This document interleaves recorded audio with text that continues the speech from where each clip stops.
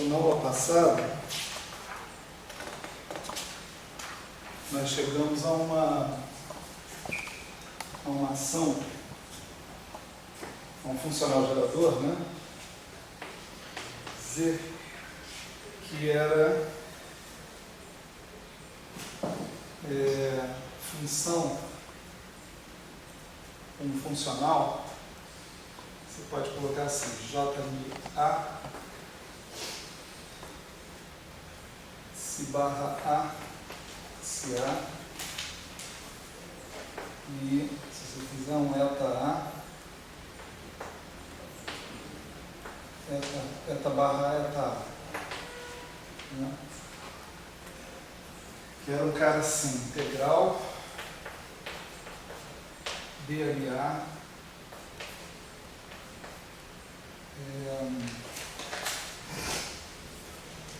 aqui melhor colocar um índice de sabor também, só para a gente ir se acostumando, né? Você vai ter vários férmions, né? Vários quarks, por exemplo. Então, aqui A igual a 1 a 6, para todos os sabores de quark, eu tenho que ter uma corrente para cada sabor de quark também, né? Então, desse A, desse barra A, aí a gente tem os fantasmas, que eu não lembro como é que eu chamei esse fantasma, eu chamei de eta, né? Então estou trocando a notação aqui, né? Nessa... De chamar de zeta, eu acho, atualmente, né? Estou usando a notação do Pascal aqui, para ficar mais fácil. Vou usar Φ barra A, df A, df barra A, férmions, tarará, tarará, tá. E aí vem exponencial de I integral do 4x em quarto de F mini A, F mini A,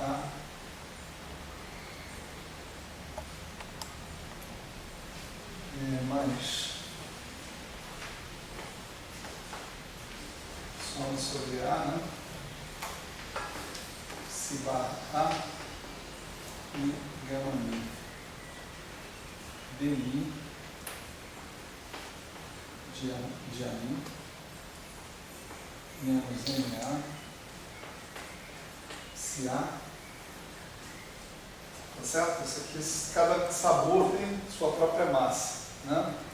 Como a gente já observou antes, né? Aí nós temos menos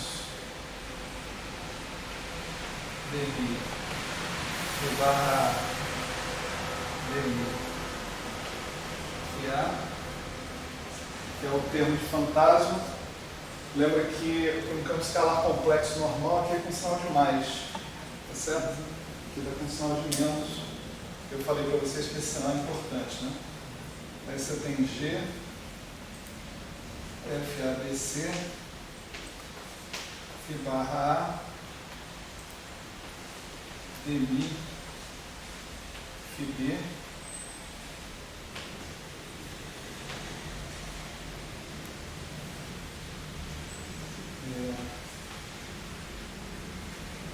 ali C,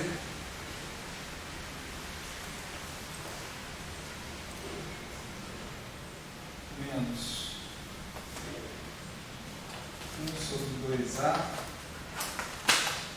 DI, AC, DI, AC. Esse é o termo de fixação de calibre, né? O FA, né? Então está todo mundo aqui, ó. Fantasmas, exponenciando determinantes de Faddeev-Popov. Aqui eu acho que é um sinal de menos, porque em relação ao Pascal, é um sinal de menos aí.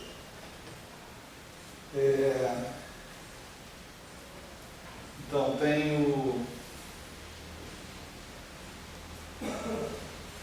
cinético, está lá dos campos de calibre, etc. E tal, e tem agora os termos de corrente. Os termos de corrente vão ser assim, né? J, MA, AMA, mais C barra A, FA, mais Φ barra CA, mais delta barra A, CA, A, mais C barra A, delta A. Esse animal aí que precisa ser considerado em todo o seu esplendor, né? Para QCD. Agora imagina o modelo padrão.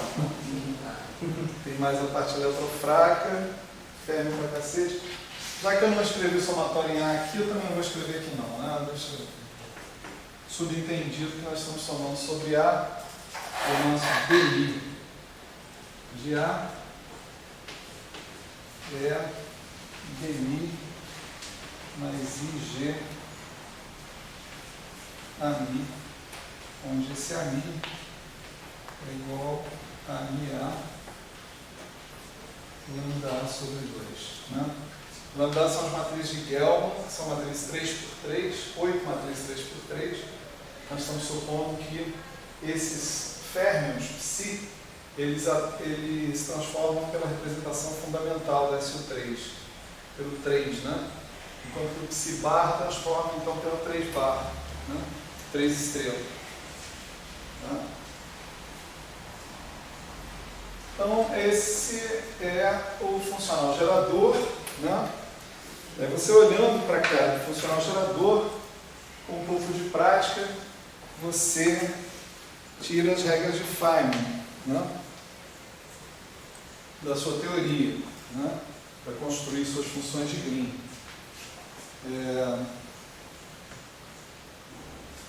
O menos óbvio aqui é o propagador do fóton, porque ele envolve a inversa daquele operador cinético, né?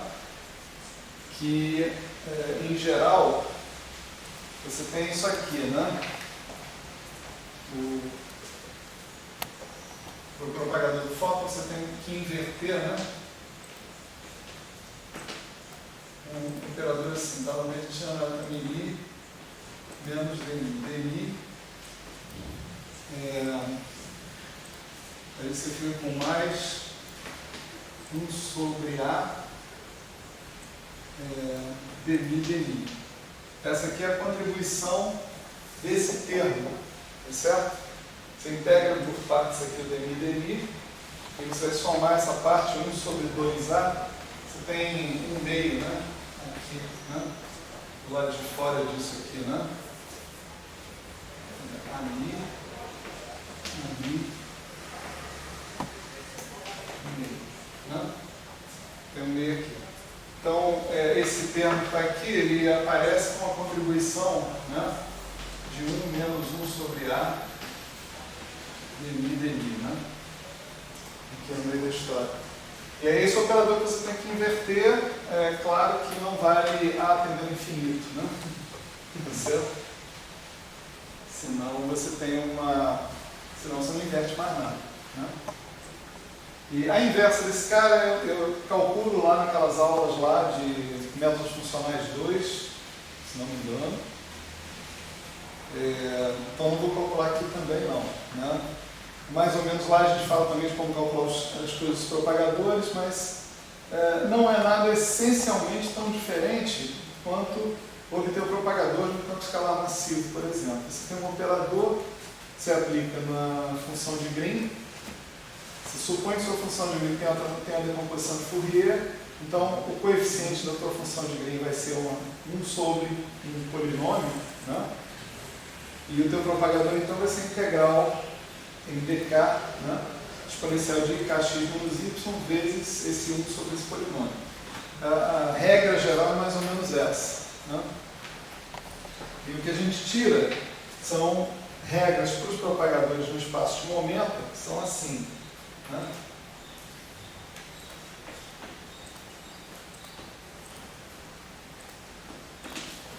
Propagador do quark, né? É um negócio assim, é uma linha orientada, aqui começa com alfa A, aqui termina com beta B, A é sabor, B é sabor, alfa é cor, beta é cor, né? Tá certo? E você supõe que o seu propagador está indexado por esse índice P, isso aqui denota I sobre 2π4, 1 sobre P slash menos MA mais IY delta alfa beta delta AB. É uma matriz trivial sob esse ponto de vista. Ela não troca sabor, não troca cor, não troca nada, né? Depois tem o propagador do Bloom, né? Esse aqui é o do quark. O propagador do Bloom, ele é denotado por uma linha assim. Você coloca em geral um momento em K aqui. Isso daí sobre 2π4 delta mi menos 1 menos A Kmi sobre K2 mais Y delta B sobre K2 mais Y.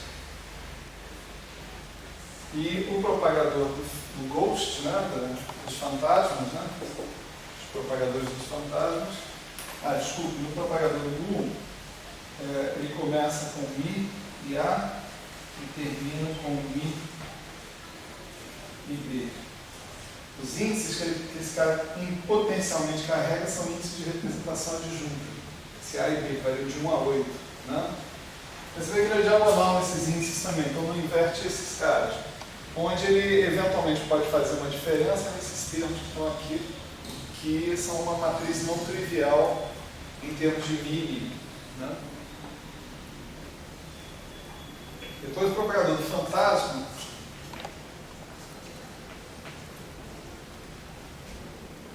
é uma coisa que costuma ser denotada por uma linha tracejada, né? E ele é menos I sobre 2π4 delta D sobre K2 mais IY. Né? Observe que aqui é I, aqui é menos I. Tá certo? O sinal do termo que está em cima, né, é negativo. Né? Essas variáveis de integração, se A, se barra A, também são variáveis de integração fermiônicas. Toda vez que você trabalha com férmions, você tem que usar campos de Grassmann dentro do seu funcional gerador, que nem os campos de Grassmann que a gente usou para a exponencial determinante na aula passada. Tá certo? Tem muitas razões para isso, mas não dá tempo de a gente falar delas agora. Tá certo? Então, esses são os propagadores. A gente quase pode ler daqui, né? Você tem que olhar só para os termos livres, né? Então, o termo livre aqui é mais D'Alembertiano. Quer dizer, quando você aplicar o D'Alembertiano exponencial de kx menos y, vai cair o menos K2, tá certo? Vai cair o menos K2. Então, você vai ficar com menos K2 vezes a transformada de Fourier do propagador do Bloom, dos fantasmas, igual a 1, essencialmente, o I, né?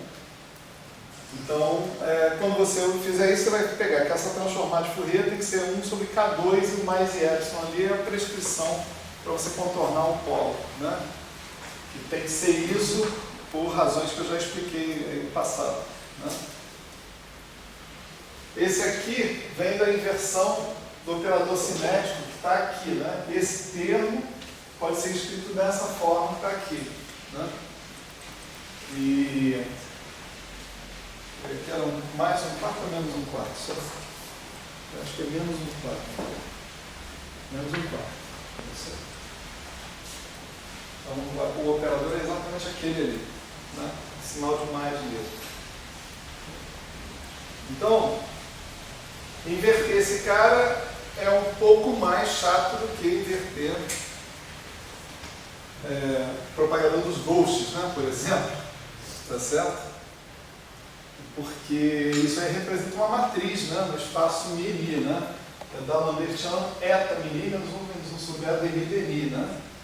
Quer dizer, quando você aplicar isso no exponencial de kx menos y, isso dá menos k2 mais 1 menos 1 sobre a kmi kni. Né? Então aí você tem que inverter uma matriz nesses índices μi. Né? Aí o jeito usual, só para lembrar, um negócio que eu fiz explicitamente, né, nesse curso aí de métodos funcionais. Você chuta uma fórmula mais geral para essa inversa e determina os coeficientes. Tá certo? Algo como frações parciais, né? Que a gente costuma fazer também. Né? Na parte dos férmions, o propagador livre vai ser só o operador livre vai ser I gama mi d rom de mi menos MA. Tá certo? Aplicando isso em exponencial de kx menos y, né? Px menos y, vai ser I gama menos gama mi Pmi, tá certo? Menos MA. Né?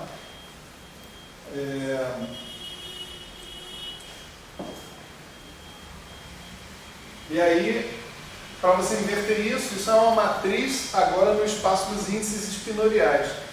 Você precisa botar uma matriz correspondente, né, que inverta esse cara. Você chama de 1 sobre isso, né? Desse jeito aqui que a gente está fazendo. Né? Tá certo? 1 sobre isso. Tudo bom?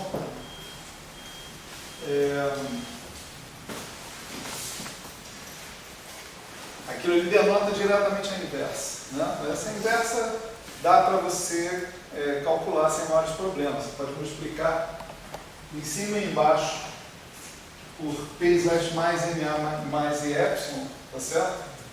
E você vai ter uma forma desse cara que envolve uma matriz mais conhecida.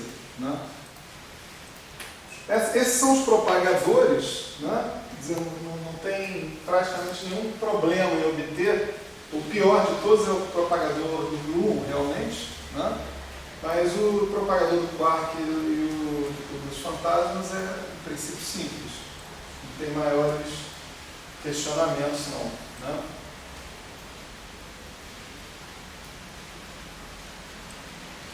E algo me diz que o cara está usando, para essas regras aí, que é transformar de Fourier com exponencial de menos i p x menos y. Que aí cai um menos i aqui e dá um mais p e não menos p ali. Né? Só um detalhezinho técnico. Né? Aí vem o vértice fermiônico. Né? Vai ser o termo que vai ser psi barra A com A com psi A. Né? Esse termo vai ser o quê? Você tem um i ali. Né? Você tem menos g psi barra A e gama mi lambda sobre 2 psi A mi A. Né? Esse é o termo de interação, né, que você tira daqui, desse cara que está aqui.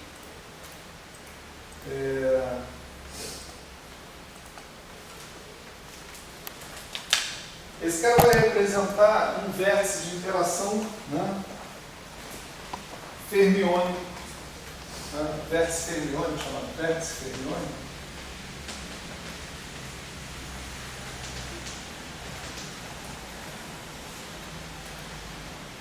que ele é uma coisa, ele é denotado assim.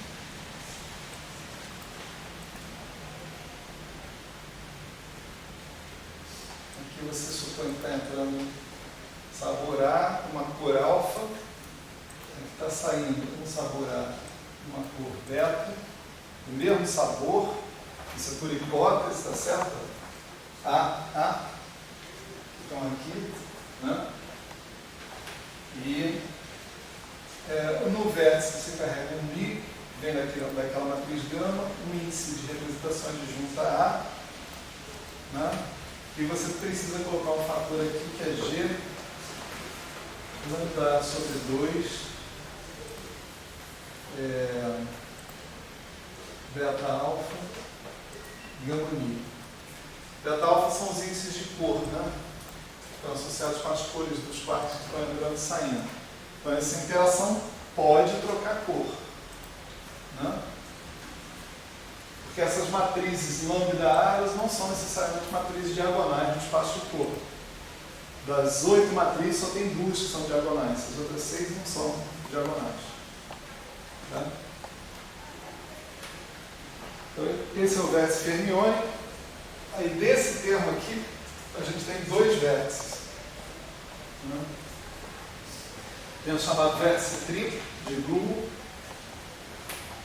Né?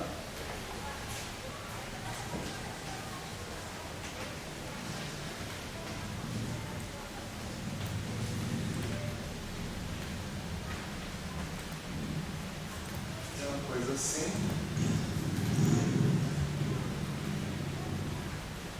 Aqui você tem um cara que vem com B, outro que tem sigma e C, outro tem Mi e alfa, aqui tem momento em P, momento em Q e momento em R, certo? E é uma confusão, né? Esse vértice, menos I, G, FABC,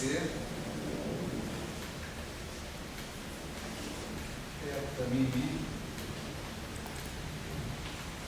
temos que sigma mais eta mi sigma, Q menos R mi mais eta sigma mi, R menos P mi. Esse cara está construído de propósito para ser completamente simétrico nos 3 momentos que você tem ali. Tá?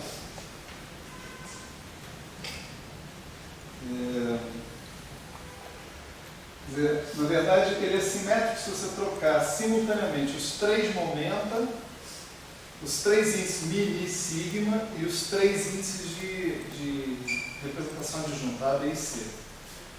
Essa troca tripla, você mantém a simetria. Tá certo? Depois aparece o vértice quádruplo de Google. Esse cara aqui.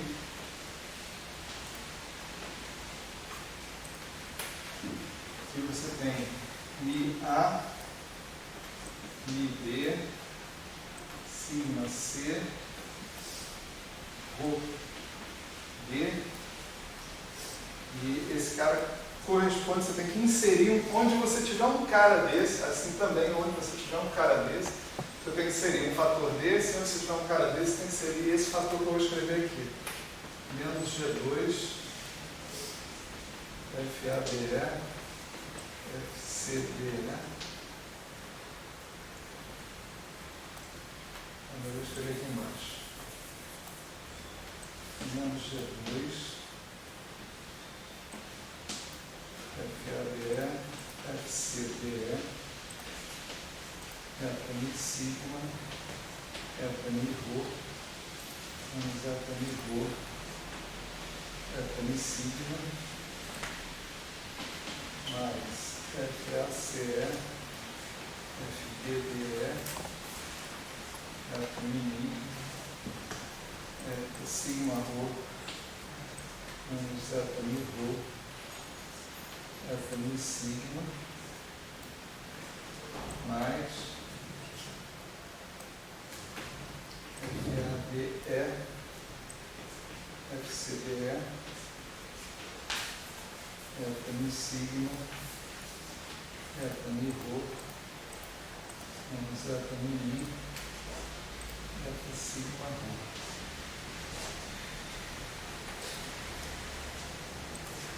É um terror,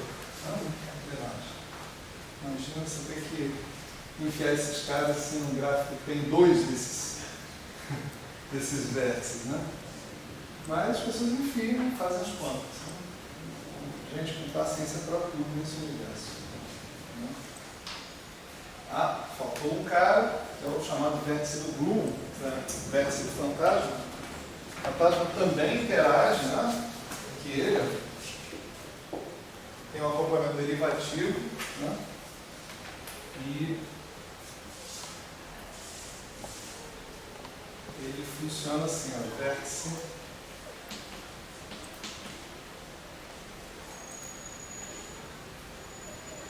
de fantasma. Vai ser linha de Bloom,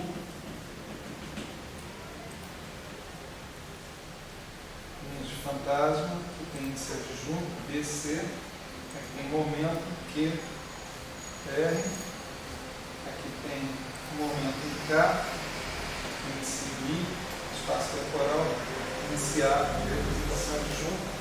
Esse é bem fácil, menos I, G, FABC, RI. Certo? Esse é o fator que você lembrou. O resto das regras de Feynman é colocar um fator 2π² vezes uma delta, né, dos momentos que estão circulando nas linhas internas, para cada linha interna que você tiver, com a sua respectiva integral.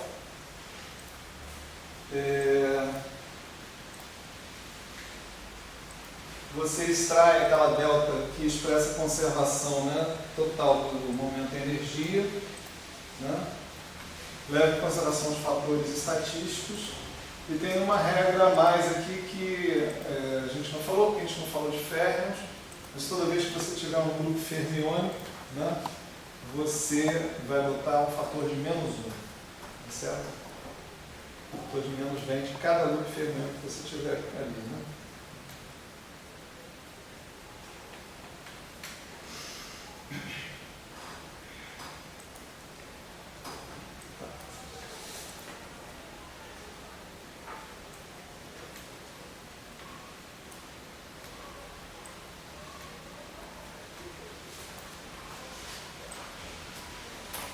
Bom, então, teoricamente, né, tendo passado por isso, estamos prontos para começar a fazer conta, né, na nossa teoria. Não vou fazer conta nenhuma, né, vamos e ganhamos aqui, né?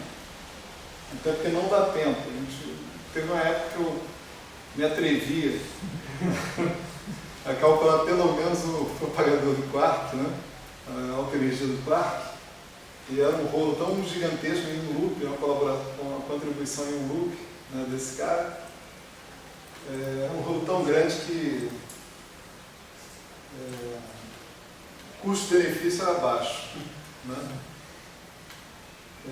Ao invés disso, o que a gente vai fazer? Nós vamos analisar as possibilidades de aparecerem divergências, né, nos gráficos de Feynman que a gente estiver calculando aí, né? Então, nós vamos fazer a chamada análise de contagem de potências, né, dessa teoria. Na verdade, vamos fazer como uma teoria geral e vamos aplicar para essa teoria, né, para perceber. Né?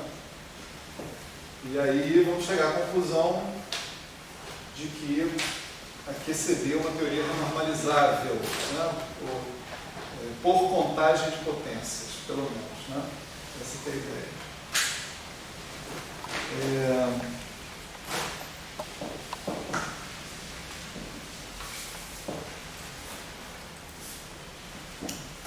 Então, vamos pensar, né, nessa análise feita para uma lagrangiana absolutamente genérica, tá?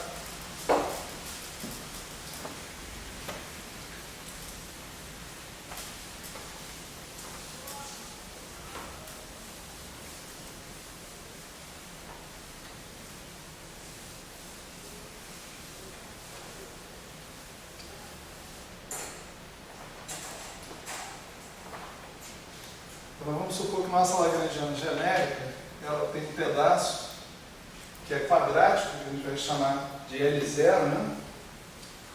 E depois ela tem uma soma de pedaços, cada um caracterizado em princípio por uma constante diferente, GI, tá certo? De LI, que a gente vai chamar de lagrangiana de interação, em geral, são caras mais que quadráticos, cúbicos, quádricos, etc. Né?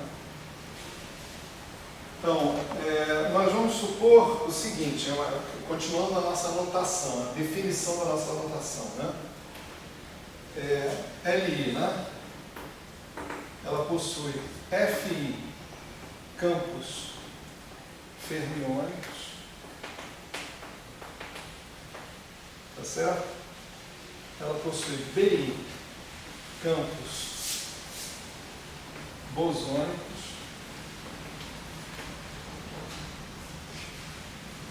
ela possui Berron de I derivadas, tá certo?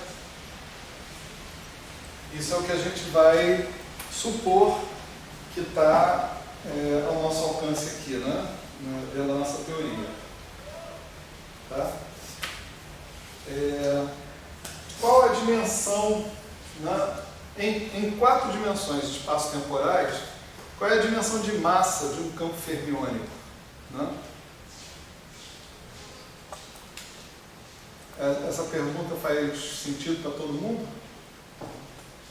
Dimensão de massa, né? Todo mundo sabe o que é? Então tá. A pergunta, né? Qual é a dimensão de massa de um campo fermiônico? O critério aqui é o seguinte: a ação, né, a dimensão de massa da ação é massa elevada a zero, onde a gente está tratando a coisa em unidades naturais, tá certo? Quer dizer, a ação tem unidade de H cortado, né? A ação é um momento angular, né? Essa é a dimensão natural de uma ação. Mas como nós estamos medindo tudo em unidade de H cortado, então H cortado é igual a 1, né? Quer dizer, H cortado é uma coisa sem dimensão nas nossas unidades.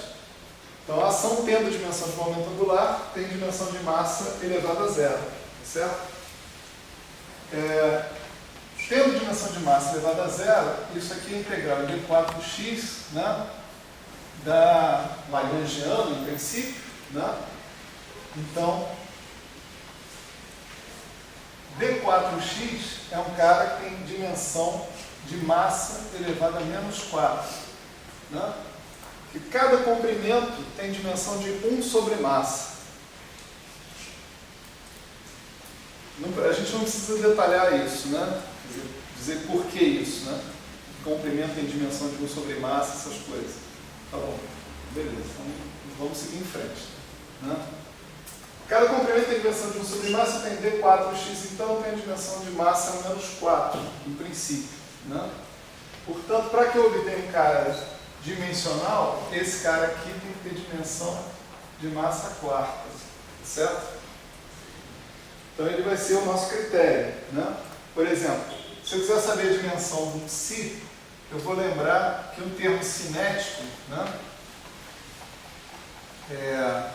Por exemplo, psi barra d psi, uma coisa assim, tem que ter dimensão de massa elevada a quarta, tá certo?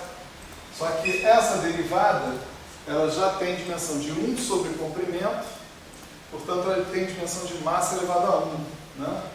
Então daqui você tira que dimensão do psi tem que ser massa elevada a 3 meios, tá certo? Para que isso tudo aqui tenha que ter dimensão de massa 4. Claro que a dimensão do psi bar é a dimensão do psi. Né? Se a dimensão do psi é isso, né? Você pega, por exemplo, um campo escalar, você tem uma coisa assim, φ da lambertiana φ, isso tem que ter dimensão de massa quarta, que é uma lagrangiana livre, né? Então, isso implica que a dimensão do campo escalar tem que ser massa elevada a 1. Né? A dimensão de um campo de Yang-Mills, por exemplo, de um campo de gauge genérico, você pode tirar daquele termo dmi menos dmi ao quadrado. Né? Então você tem um troço desse tipo, dA ao quadrado, isso tem que ter dimensão de massa a quarta, isso implica que a dimensão de um ami em geral vai ser n elevado a 1 também. Né? E, finalmente, né, a dimensão do Li, dessa lagrangiana que está aqui, né, vai depender então do número de campos fermiônicos que ela tem, do número de campos bosônicos e do número de derivados. Tá certo? Então, os campos fermiônicos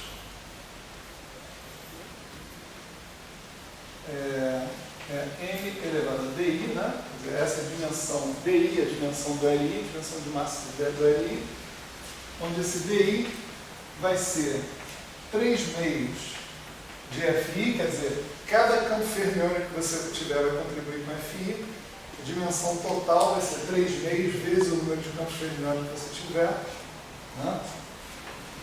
Mais 1 vezes o número de campos fermiônicos BI, bosônicos BI, tá certo? Mais o DI, o número de derivados que tiver. Cada um desses contribui com uma potência de massa, uma potência de massa, 3 meios de potência de massa. Né? Então o DI é isso, e daí a dimensão do GI vai ter que ser n elevado a 4 menos DI, para que GI e LI tenham a dimensão n elevado a 4. Tá certo? Se a gente estivesse trabalhando com isso em 3 meios ou 2, as dimensões de massa seriam as mesmas? Acho que sim, porque vamos lembrar que o termo cinético do spin 3 meios.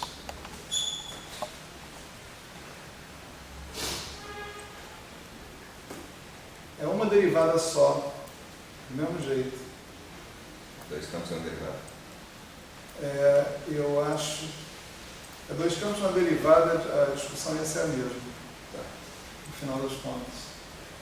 Bom, de qualquer forma é fácil calcular. Eu não me lembro do negócio, mas pega a lagrangiana lá do Harita Schwing, né? Pega só o termo cinético e olha. Né? Conta o número de derivados, você sempre vai ter psi barra psi de alguma forma, uma coisa assim. Então vai ser isso aí menos o número de derivados dividido por 2. Né? Tá, então isso aqui é tudo preparação, notação, tá certo? Para a gente andar aqui para frente. E agora a gente vai considerar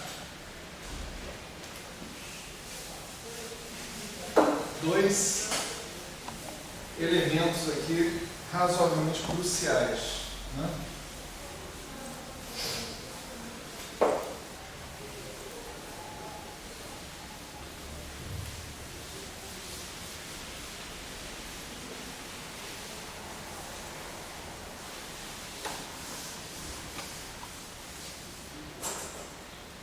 O primeiro elemento é o seguinte: nós vamos trabalhar com diagramas que são irredutíveis a uma partícula. Né? Diagramas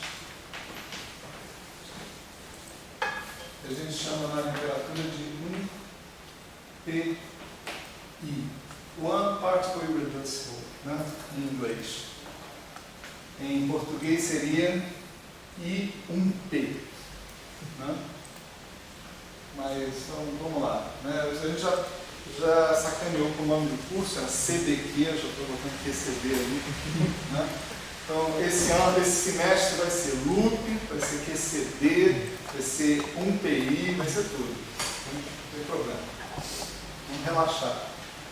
Né? Então, o que é um diagrama 1PI? Né? Talvez seja melhor explicar dando um exemplo do que não é um diagrama 1PI. Um diagrama desse tipo não é um diagrama 1PI. Né?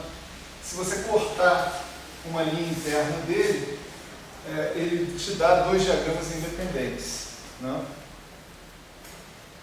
É uma boa maneira de fazer. E as divergências que vêm desse diagrama, elas certamente não estão ligadas a essa parte que está aqui, mas elas são ligadas a essa parte que está aqui. Né? Isso aqui é que possui alguma integral que pode vir a ser divergente. Né? Essa bolha que está aqui. Lembra das regras de Feynman? Integral, isso aqui é x, né? Sei lá. Se a integral dele tem x, aqui tem um propagador que chega e sai de um ponto, né? Etc. e tal. Então, se você for estudar a divergência desse diagrama, você vai ter um engano, porque você vai ter a divergência desse cara aqui praticamente ao quadrado. Entende? Isso não é a forma mais econômica de estudar as divergências, né? O mais interessante seria, estuda a divergência desse cara daqui, regulariza a divergência desse cara aqui, e esse cara vai estar automaticamente regularizado, no final das contas. Então, os diagramas 1PI não é 1PI. Né? Os diagramas 1PI, eles são diagramas que você não consegue fazer isso. Por exemplo, esse aqui, você corta uma linha interna qualquer, essa aqui não vai, porque isso não é considerada uma linha interna. Né? Tem que ser uma linha entre vértices. Né? Você corta uma linha interna qualquer, você não obtém dois diagramas separados. Então ele é dito 1PI. Né? Esse aqui também é um diagrama 1PI. Né? Só para ficar em alguns que a gente já viu. Né? Tá certo? Então vamos considerar esses caras, porque esses caras são os caras mais primitivos que divergem. Se a gente conseguir definir a nossa teoria, né, de modo que esses caras sejam definidos de maneira finita, você não tem mais divergência nenhuma na sua teoria. Tá certo? Essa que é a ideia. Só dizer para vocês que existem técnicas para você ter um funcional gerador só para esses diagramas. Né? É o que você chama de ação quântica, né, da sua teoria. Né? Só que a gente não vai tratar disso aqui. Isso também está tratado lá no curso de métodos funcionais 2, que está na internet. Né? Também remeto vocês para lá. Né? Então, nós vamos tratar de diagramas 1PI. E para diagramas 1PI, nós vamos calcular um objeto chamado grau superficial de divergência. Né? Essa é a observação 1 e aqui é a observação 2. Grau superficial de divergência. Você tem uma integral para fazer, ou várias integrais, com vários parâmetros, etc. e tal. E você se pergunta qual o comportamento do seu integrando quando você tem grandes momentos. Tá certo? Essa é a pergunta básica. Então, se o seu integrando não tender a zero, né, mais rápido, né, do que 1 sobre x, por exemplo, uma coisa desse tipo, você tem dx sobre x tende a logaritmo, né, tende a um negócio crescente. Se o cara não tender a zero, por exemplo, como 1 sobre x, isso você vai incluir o dx dentro da história. Né? Por exemplo, uma coisa do tipo dx sobre x é chamada logaritmicamente divergente. Né? Se você for até um certo parâmetro lambda, isso diverge com o logaritmo de lambda para x muito grande. Né? Integral, até esse mesmo parâmetro lambda de x elevado a n dx, né? X elevado a n menos 1 dx diverge com x elevado a n. como lambda elevado a n, perdão. Tá certo? E coisas que você conseguir mostrar que se comportam do tipo dx sobre x elevado a n menos 1, esses caras, n mais 1, eles vão com lambda elevado a menos n. Tá certo? Então, eles têm um bom comportamento assintótico, então você pode ter esperança que a sua integral converja. Tá certo? Como é que você avalia esse grau superficial de divergência? Por uma contagem mesmo. Né? Você pega uma integral em D4P, por exemplo, e cada P desses aqui conta com 4 potências, essa aqui conta com 4 potências de P.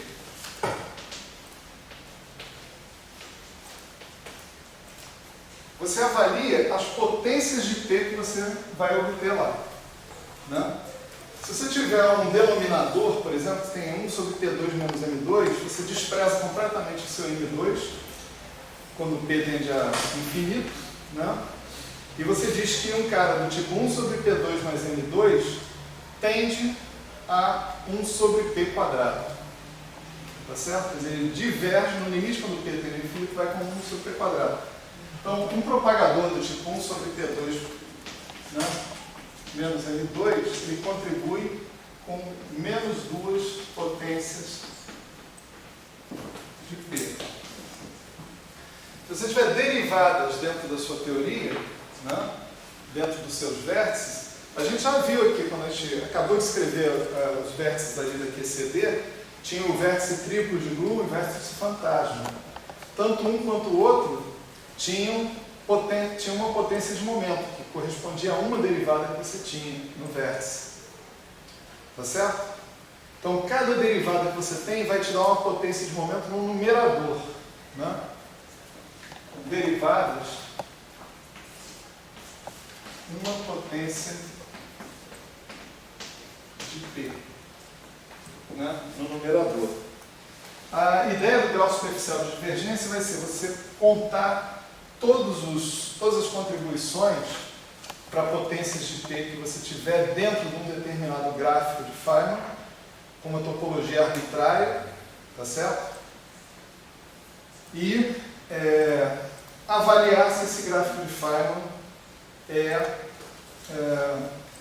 convergente ou divergente, no sentido de ele, globalmente, após você fechar uma potência de P, ele ser uma potência negativa de P, ou ser zero, ou uma potência positiva de P. Se a potência de P dele for zero ou positiva, esse cara vai divergir. Tá certo? Vai ser um gráfico divergente. Ou pelo menos superficialmente divergente. Né? E pode ser que ele seja composto de partes que são superficialmente convergentes, mas no final essas partes se juntam num pedaço que é divergente. Então, é uma conta desse tipo.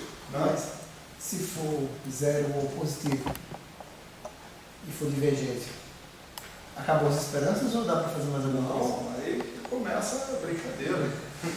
Acho que isso é a contagem mais grosseira, assim. Isso é para você saber se você tem problema. Tá. Né? Mas a esperança não acabou ainda não. Né? A esperança é a última que morre. Né? Aí você vai partir para uma regularização da sua teoria e depois para uma renormalização. Certo? Então, beleza. Né? Vamos pegar um diagrama de Feynman genérico, então, agora. Né? Nosso diagrama, né?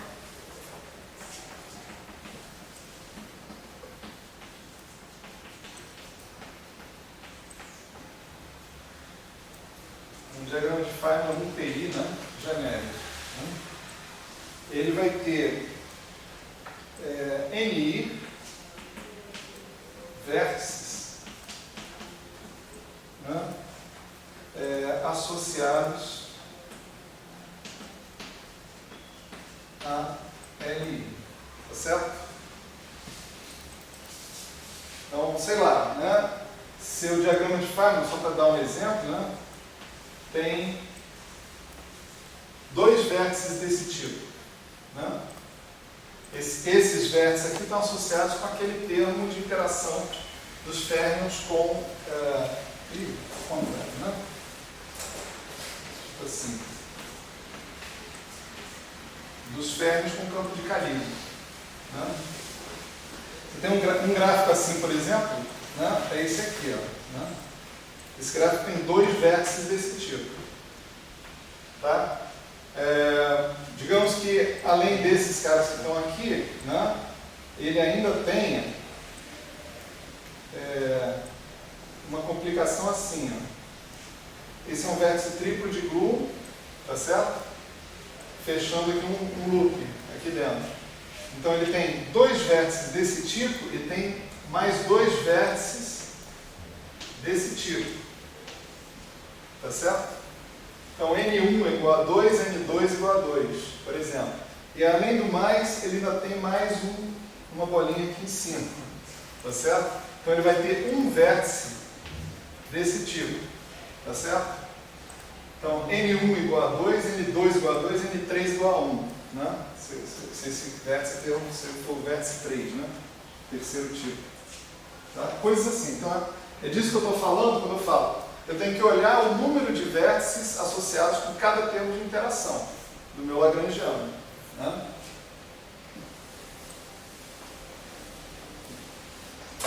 Então, eu tenho NI vértices desse tipo. Né? Eu tenho DE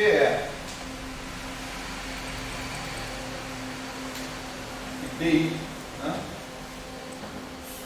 Linhas externas, internas, bosônicas. Tá certo? FE ou FI são as linhas externas ou internas fermiônicas. Então isso depende, né, o FE ou BE depende do tipo de função de Green que você está calculando. Né? Você pode, por exemplo, estar calculando a função de Green de 2 quarks e um Grumman. Né? Então o seu FE é 2 e o seu BE é 1. Né? Agora, o número de linhas internas aí depende da topologia do seu diagrama de Feynman. Né? De fato, depende disso. Né? E você tem o número total de vértices, né?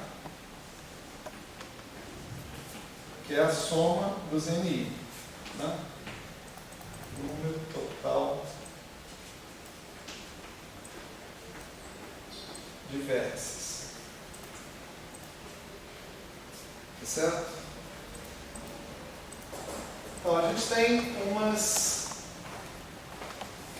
relações interessantes que são as seguintes entre esses caras, né? Se eu pegar todas as linhas internas bosônicas mais as linhas externas bosônicas, né?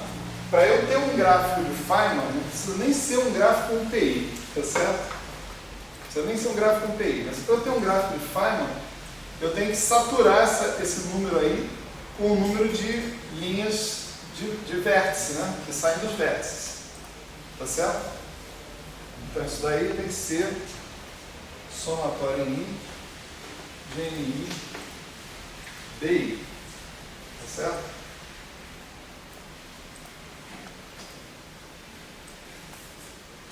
Tá bom? Quer dizer, você pega o teu vértice, por exemplo, né?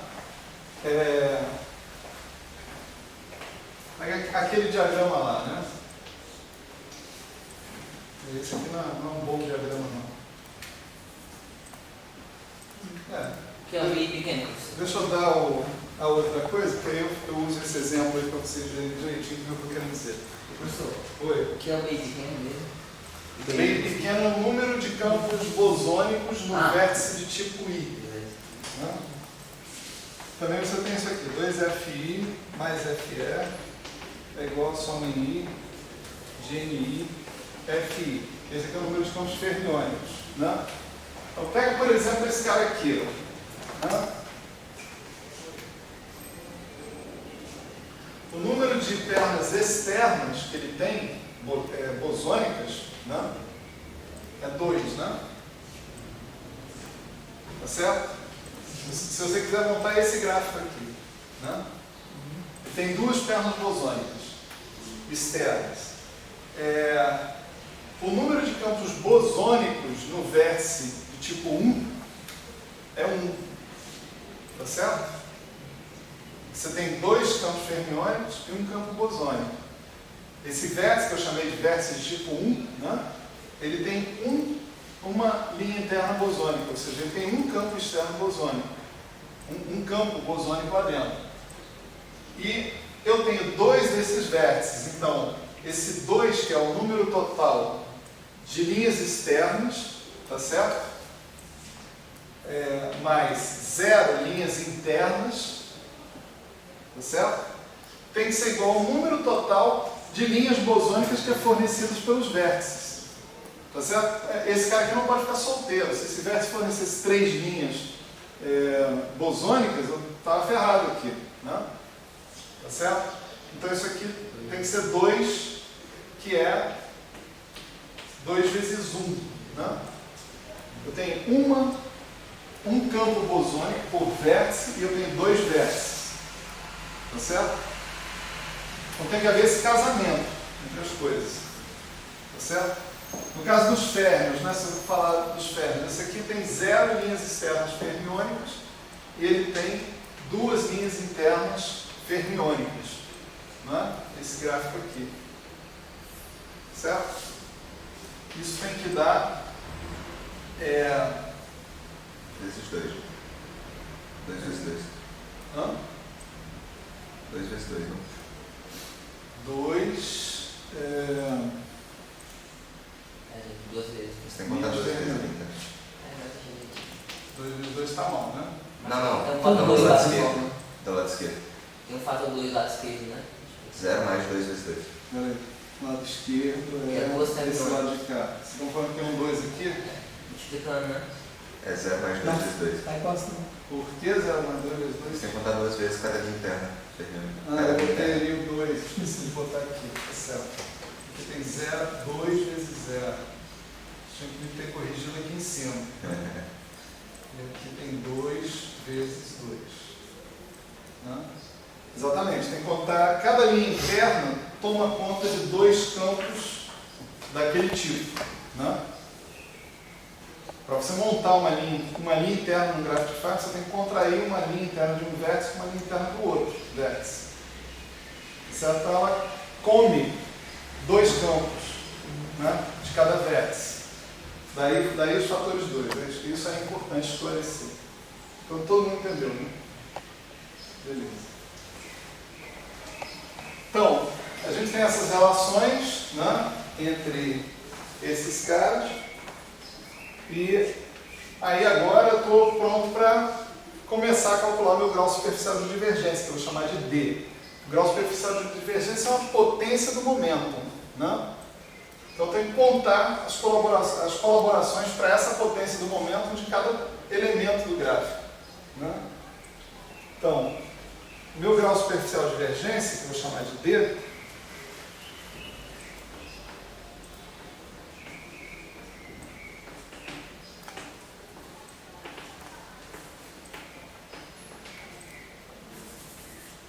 chamar de D, ele vai ser o seguinte.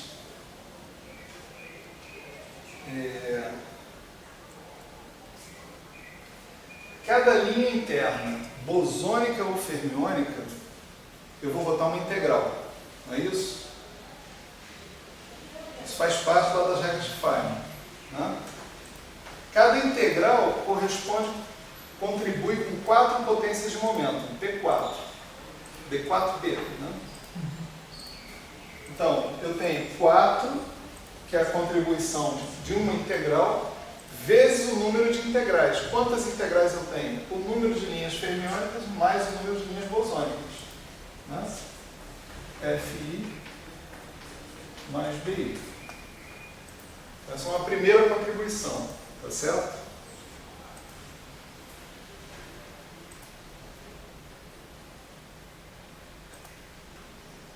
Bom, eu tenho que descontar aqui a regra que me faz botar uma delta, né, por vértice que eu tiver, tá certo?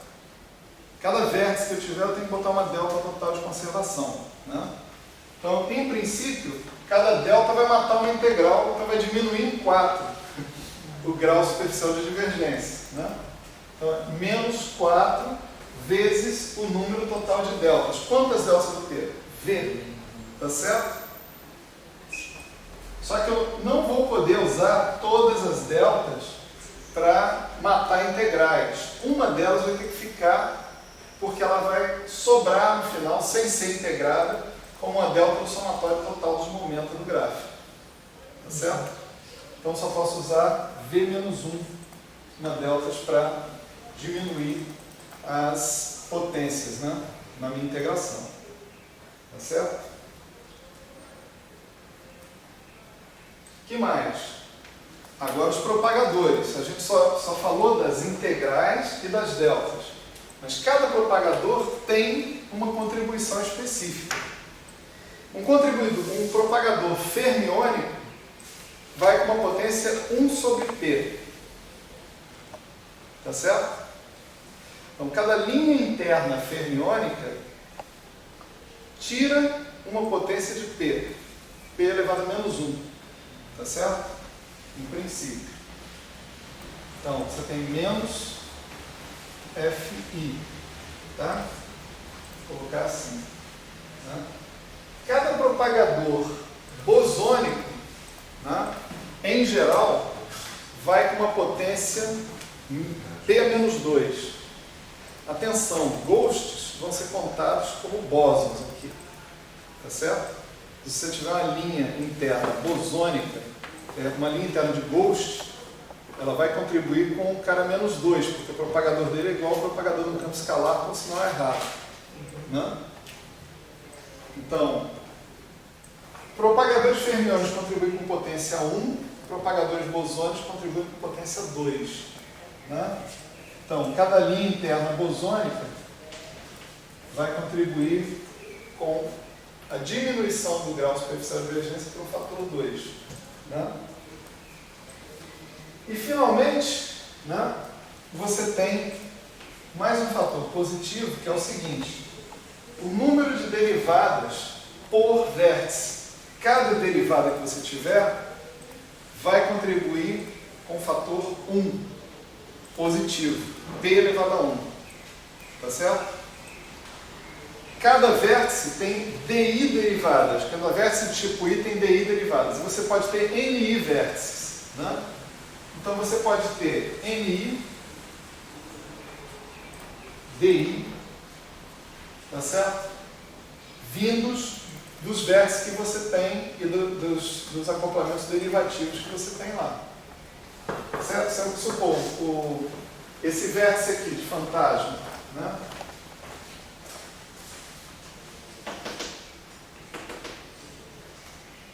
Esse cara tem um acoplamento derivativo, né? Lembra que você tinha aqui um R, uma coisa assim? Ele contribuía com RMI, alguma coisa desse tipo, né? Então, a presença de um cara desses, que contém uma derivada, lá no Lagrangiano, né? Contém uma derivada, vai contribuir com um fator de momento P elevado a 1, no numerador do seu gráfico de Feynman. Né? Então, se eu tivesse 2, 3, 4 né, derivadas, né, eu teria uma contribuição por vértice de 2, 3, 4 termos. Isso é o número DI. Né? Quer dizer, o número de derivadas vai dar um número de fatores de momento lá em cima. E aí o número de vértices daquele tipo vai multiplicar esse número de fatores de momento ali em cima. E eis aí o grau superficial de divergência. Certo? É esse cara aí. Não tem mais nada para contribuir. Bem fácil de calcular, né? No princípio. Assim, praticamente não tem, a única coisa que a gente tem que lembrar são essas relações aqui, né, que são relações topológicas, né? Você não pode deixar sobrar perna de vértice, senão você não fecha o gráfico de Feynman, né? E aqui você contribui com todos os fatores que podem te dar ou aumenta no numerador ou aumenta no denominador naquela contagem de potências que estão ali. Né? Beleza. Então, agora o que a gente vai fazer vai ser eliminar BI e FI dessa expressão usando essas duas expressões que estão aqui. Tá?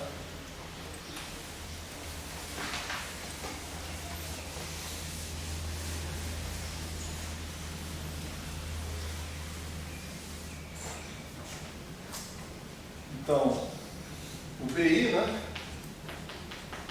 é igual a 1/2 de somatório em GNI menos BE, e o FI é 1/2 somatório em GNI menos FE. Então daí a gente substitui aqui, que nós vamos ficar com 4 sobre 2, né? Dá 2. Somatório em GNI BI, mais somatório em GNI FI, menos BE, menos FE, menos 4, V menos 1,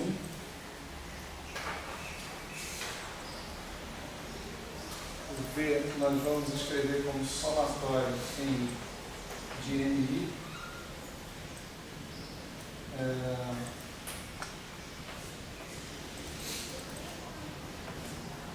menos 1.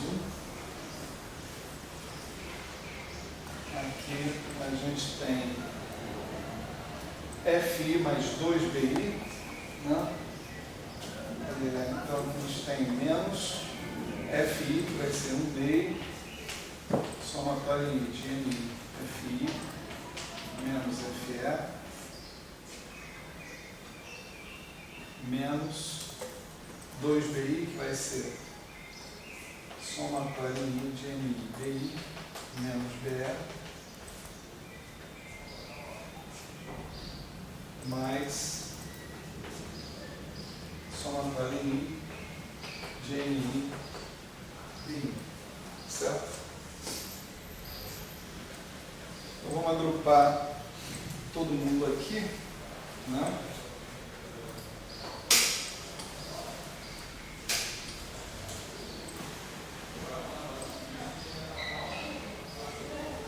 O seguinte, vamos pegar esse termo, esse termo, esse termo, esse termo e esse termo, os termos envolvendo NI, tá certo? Então,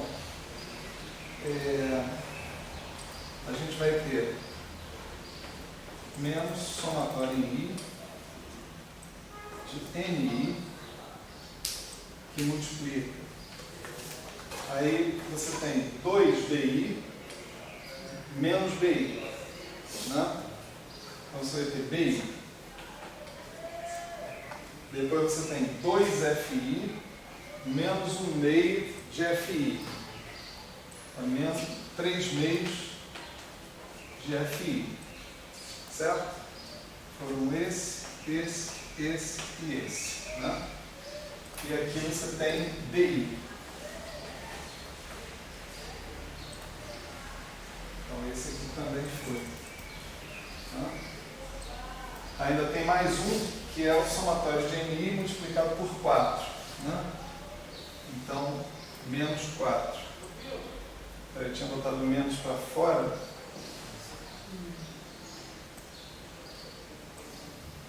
Não, vou deixar o menos para dentro. Menos 4. Soma de NI, isso tudo aqui, menos 4. Então, esse termo também já foi. Né? Os termos que estão sobrando vão ser aqui, menos 2BE, mais BE, dá menos 3 meios de BE, menos 2FE, menos 1 meio, menos 3 meios, menos 2BE mais BE, né? Menos BE, só, desculpa. E o FE aqui sim, é menos 2FE mais 1 meio de FE, então menos 3 meios de FE. Certo? E aqui eu tinha, desculpa, aqui eu botei 4V menos 1, não, é menos 4, né? Porque era 4V menos 1. Tá certo? 4V menos 1 aqui. Então aqui sobrava mais 4. Dentro da história. E acabou, né? Resolveu uma parada toda. Essa quantidade que está aqui, né? É exatamente a dimensão de massa do Lagrangiano LI, né? Que a gente acabou de calcular ali atrás. Esse aqui é o DI. Né? Vamos colocar todo mundo com o sinal de menos em evidência, porque o que a gente quer mesmo é que o grau superficial de divergência seja negativo, né? Para a gente já ver com mais clareza isso. Né? Então isso aqui é NI, DI menos 4, eu vou botar menos somatório em I de NI 4 menos DI. E aqui eu tenho menos 3 meios de FE mais BE menos 4. Certo? Então, tivemos uma expressão então, para o grau superficial de divergência que envolve o número de vértices do gráfico que você está colocando, do tipo I, né? O número de vértices do tipo I do teu gráfico, a dimensão desses vértices que você está pondo ali, né? E esse termo aqui não envolve mais nada em relação à estrutura particular de linhas internas, de loops do seu diagrama de Feynman. Esse pedaço que está aqui só envolve o tipo de função de Green que você está calculando. Né? Você está calculando a função de 2 pontos, 3 pontos, bosônicos, fermiônicos, etc. e tal. A estrutura que está lá dentro não está fazendo a menor diferença. Tá certo? Então, esse cara daqui, se não existisse esse termo aqui, tá certo? Esse cara que está aqui ia dizer para você que tem um número finito de gráficos superficialmente divergentes. Enquanto isso aqui for quando isso aqui, menos 4, for negativo. Tá certo? Quando aquilo ali, menos 4, for positivo, já não tem mais nenhum gráfico superficialmente divergente. Então, em princípio, se você aumentar o número FE ou o número BL, se você considerar um número finito de funções de Green, tá certo? Vai ser divergente, dali em diante ninguém vai ser mais divergente, todo mundo vai ser convergente. Isso se não existisse esse termo aqui. Esse termo aqui é o termo que lida com a estrutura particular do seu gráfico de Feynman. Em particular, através desse cara aqui, NI. O seu gráfico de Feynman tem NI vértices do tipo I. Essa é uma leitura particular do seu gráfico de Feynman. Tá certo? Só que isso aqui é multiplicado por 4 menos DI. Então esses vértices só vão contribuir se 4 menos DI for positivo. Tá certo? Mas atenção, vocês se lembram que a dimensão da sua constante de acoplamento, que a gente calculou ali, acabou de calcular, né? Dimensão do GI era precisamente n elevado a 4 menos di. Tá certo? Você tem um critério maravilhoso, né, para cair nessa situação que a gente estava caindo aí. Basta que a sua constante de acoplamento seja adimensional, ou seja, que 4 menos di seja igual a 0. Tá certo? Se 4 menos di for 0, se todas as suas constantes de acoplamento forem adimensionais, então 4 menos di é 0, esse termo não contribui e você só tem a contribuição de um número finito de funções de Green sendo divergentes. Tá certo? E é por isso que a gravitação ela diverge porque a constante de acoplamento em massa. Não renormalizado. Não renormalizável porque a constante em massa. Imagina agora que 4 menos di não seja 0. Tá certo? Você tem uma constante de acoplamento só, né? Então, 4 menos a dimensão do termo de campos lá, né? Não é 0, é, sei lá, dimensão positiva. Né? Dimensão negativa. Massa elevado a alguma coisa negativa. Então, isso aqui é negativo, e aí você tem uma contribuição positiva aqui. Tá certo? Quanto mais vértices você tiver, pior vai ser o seu grau superficial de divergência. Tá certo? Se esse 4 menos di for uma quantidade negativa. Ou seja, se a sua constante de acoplamento tiver dimensão de comprimento, né, ou potência de comprimento. Então, suponha 4 menos di é maior que 0, é menor que 0, então esse termo aqui é positivo. Então, ele pode ser 0 se os ni forem 0, né? Etc e tal. Mas, à medida que você vai aumentando o número de ni's, você vai piorando o grau superficial de divergência. Então, a mesma função de Green, pega, por exemplo, a função de 2 pontos em segunda ordem, ela tem uma certa divergência. Em quarta ordem, ela tem divergência muito pior. Em sexta ordem, tem divergência pior ainda. Né? Professor, e quando é o contrário, quando 4 menos di é positivo, tem interesse nesse caso? Isso é o que você chama de uma teoria super renormalizada. Tá certo? Aí você vai ter divergências apenas de um certo número finito de gráficos de Feynman. Tá certo? Um certo número finito de gráficos de Feynman até uma certa ordem perturbativa.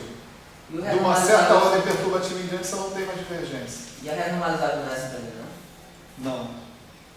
Divergência. Vamos falar com calma. Daqui a pouquinho, um segundo. Né?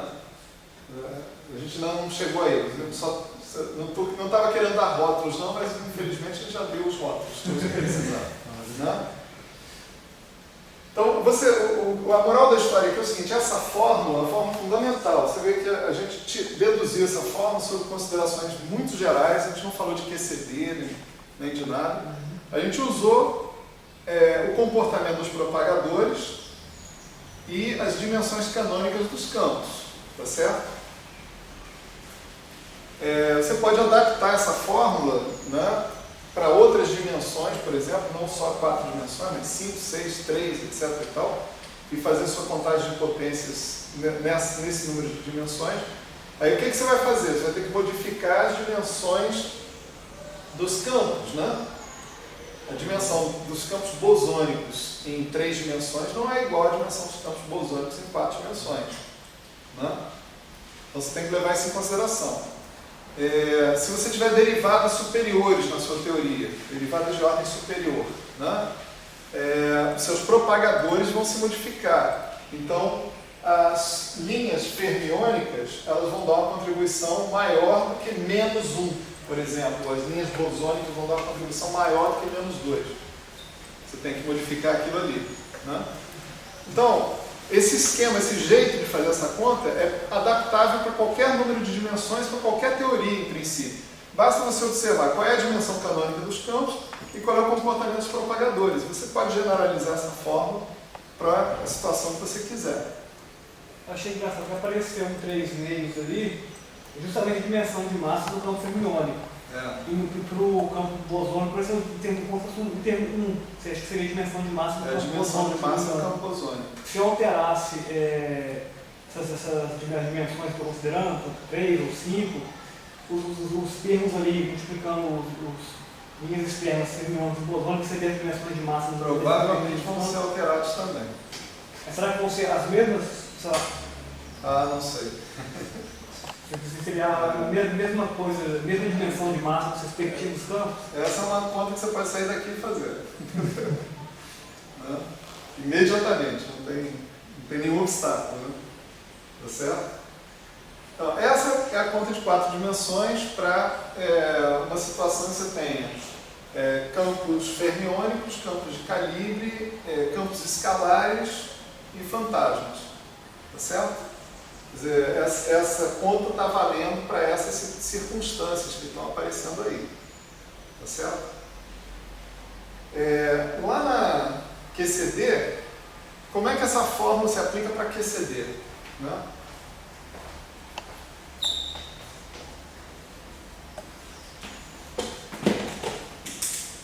Para QCD, você só tem uma constante de acoplamento. Ela está multiplicando todos os termos de interação. Está multiplicando o vértice Fermion-Bloom, né? Quark-Bloom, está multiplicando o triplo vértice de Bloom, está multiplicando o vértice quádruplo de Bloom, está multiplicando o vértice de fantasma, etc. e tal. Você pode escolher qual deles você utiliza para calcular a dimensão da constante de acoplamento. O resto tem que ser consistente, tá certo? Uma coisa com a outra. Então você pega, por exemplo, o termo que é G, psi barra, psi A. Né? Esse cara que está aqui dá para calcular a sua constante de acoplamento. Esses dois aqui têm dimensão 3 meios de massa. Né? E esse cara que está aqui tem dimensão 1. Né? Então 3 meios com 3 meios dá 3, com 1 dá 4. Tá certo? Então a dimensão DI desse cara que está aqui já é 4. Então, DI menos 4, 4 menos DI dá 0, tá certo? Então, esse vértice aqui implica que a dimensão de massa do G é m elevado a 0, que é igual a m elevado a 4 menos DI. Todos os DIs da QCD são quadridimensionais. Né? Então, isso implica que 4 menos DI é igual a 0, e esse termo aqui não contribui, portanto, para a contagem de potências da QCD. Tá certo? Então, o grau superficial de divergência